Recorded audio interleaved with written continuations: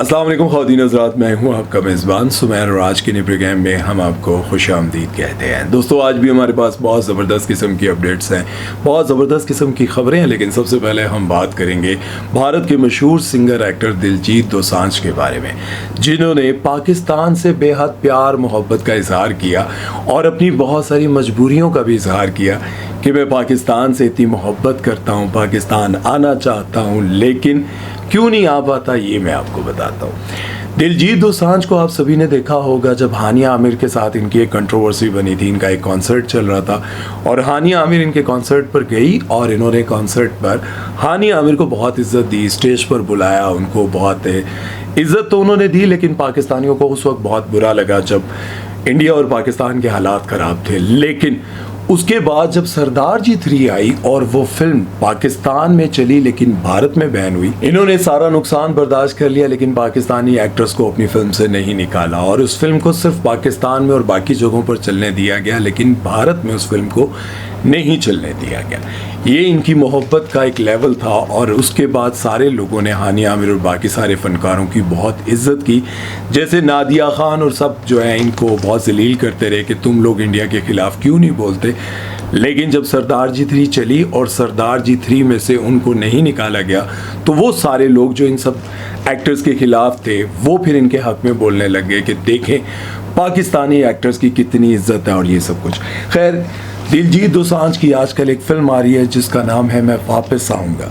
इस फिल्म की वो आजकल प्रमोशन कर रहे थे और एक लाइव सेशन के दौरान एक पाकिस्तानी फ़ैन ने उनको कहा कि सरदार जी कभी पाकिस्तान भी आओ। तो इसका जवाब देते हुए उन्होंने ये कहा कि मैं पाकिस्तान आना चाहता हूँ और मेरा दिल भी करता है, मैं पाकिस्तान और पाकिस्तानियों से बहुत मोहब्बत भी करता हूँ, लेकिन मजबूरी ये है कि अगर मैं पाकिस्तान आ गया तो फिर मैं कहीं नहीं कभी जा पाऊँगा। मतलब जो मोदी सरकार है वो मुझे कहीं का रहने नहीं देगी। नहीं वीरे, फिर लाहौर आ गया, फिर मैनू इधर उधर फिर जान तो तंग करनगे यार। पता ही है तुहानू यार की दुनिया ते चली जांदा।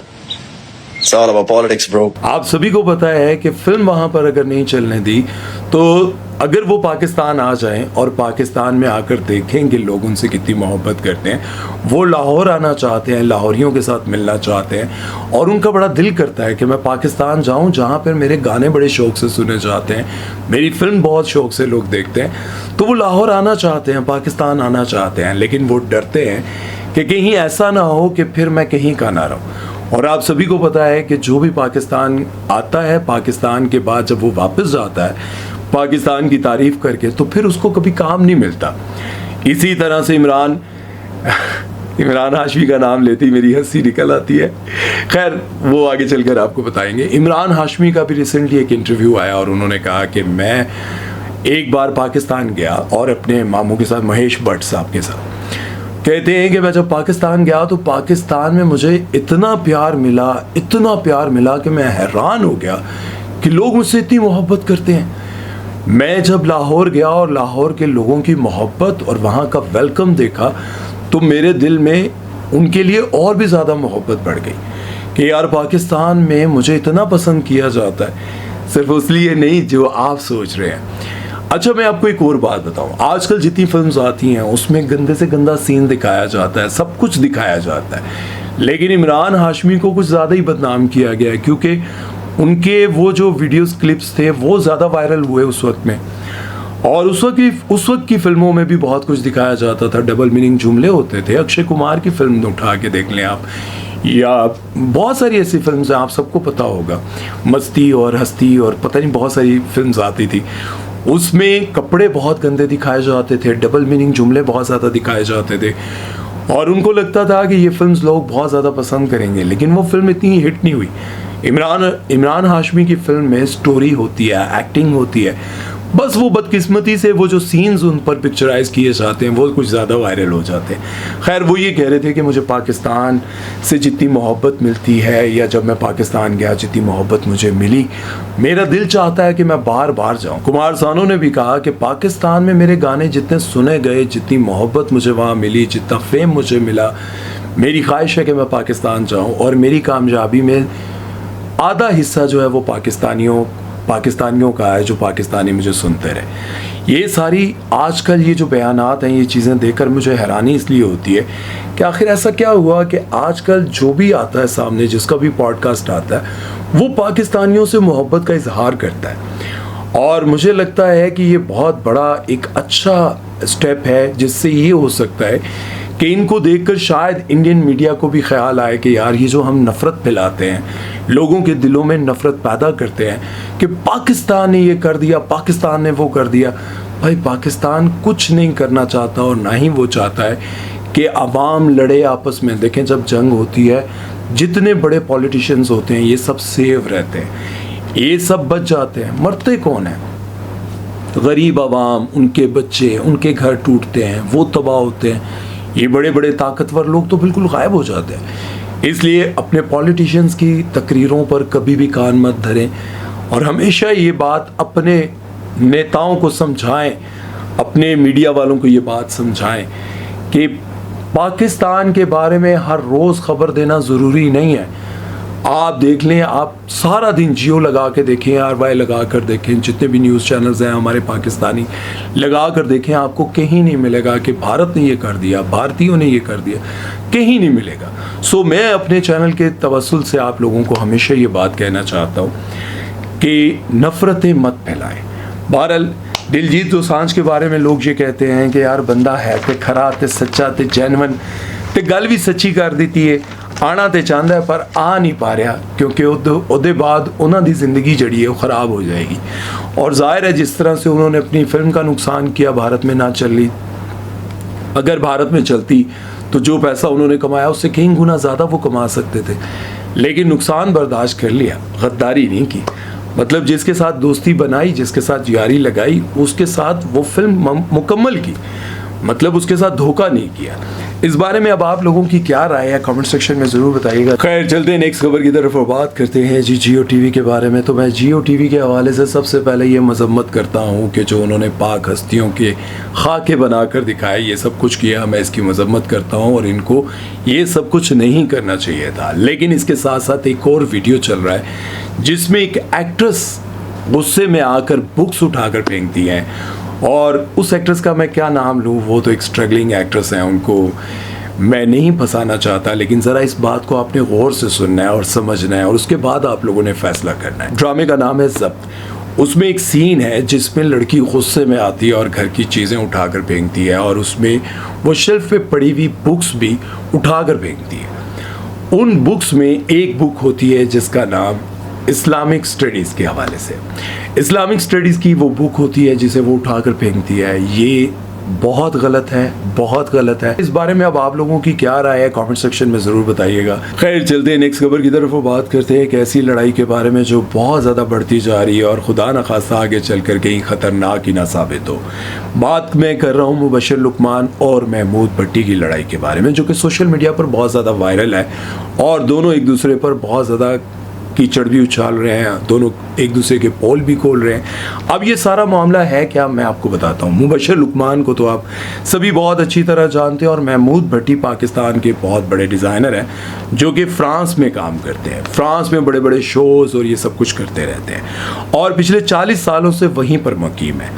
कई साल पहले इनकी और रेशम की एक कंट्रोवर्सी सामने आई थी, मतलब एक खबर सामने आई थी कि ये दोनों बहुत जल्द शादी करने वाले हैं और इन दोनों में काफ़ी क्लोजनेस भी थी, दोनों एक दूसरे के बहुत ज़्यादा करीब रहते थे और दोनों की उस वक्त वो सोशल मीडिया का दौर नहीं था, शायद दौर होता तो बहुत सारी चीज़ें आज भी रिकॉर्ड पर पड़ी होती। रेशम और महमूद भट्टी का एक साथ बहुत ज़्यादा वक्त गुजरता था, लेकिन पाकिस्तान में नहीं, पाकिस्तान से पाए। पाकिस्तान में भी एक दूसरे के साथ मिलते मिलाते थे, लेकिन फिर कुछ अरसे के बाद पता चला शायद इन दोनों का ब्रेकअप हो गया, क्योंकि शादी की खबरें आ रही थी और फिर वो खबरें आए बाएं शाये हो गई।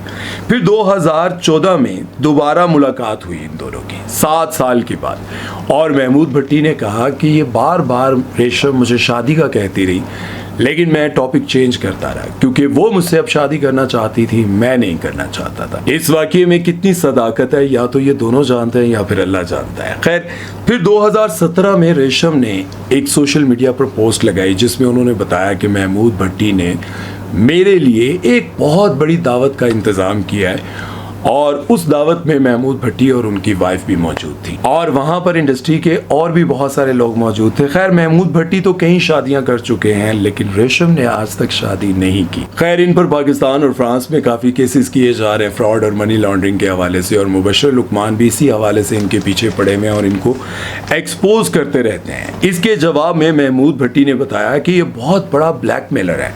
मुबशर लुकमान बहुत बड़ा ब्लैकमेलर है, ये सिर्फ मुफाद के लिए काम करता है, ये कभी किसी की अच्छाई या किसी के अच्छे के लिए काम नहीं करता, ये सिर्फ अपने मुफाद को देखता है, अपना फ़ायदा देखता है, जहाँ से इसको फ़ायदा मिलता है बस ये उसका साथ देता है, ये कभी हक सच की बात नहीं करता।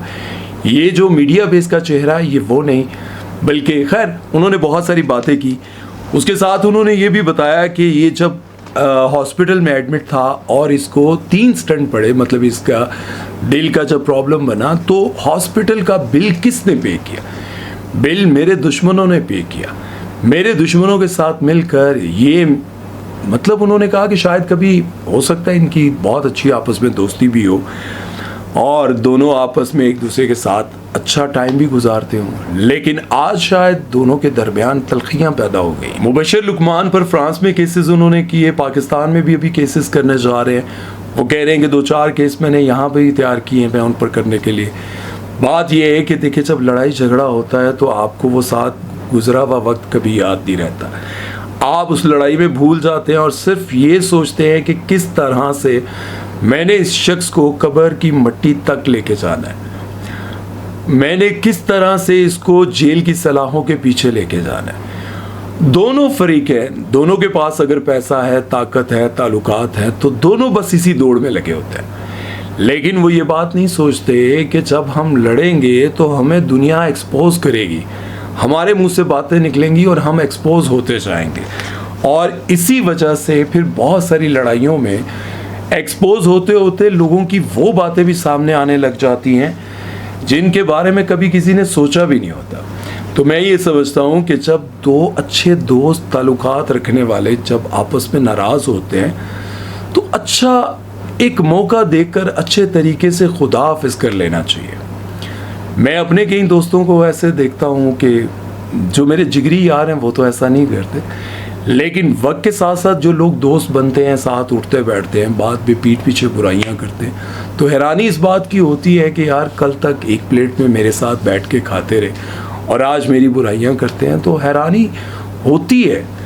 लेकिन अब इसका ये मतलब नहीं है कि मैं सबको बैठकर नाम लेकर एक्सपोज करना शुरू कर दूँ, फ़लाँ मेरा दोस्त था, फ़लाँ मेरे उसमें आया, फ़लाँ उसमें आया, तो ये सब मैं करने लग जाऊँ और उनको बदनाम करने लग जाऊँ। क्या ज़रूरत पड़ी है भाई? मैं तो ये दुआ करता हूँ कि अल्लाह उनको तरक्की दे, काम दे, वो कामयाब हो, ताकि उनके पास टाइम ही ना रहे कि वो मेरे बारे में डिस्कस कर सके।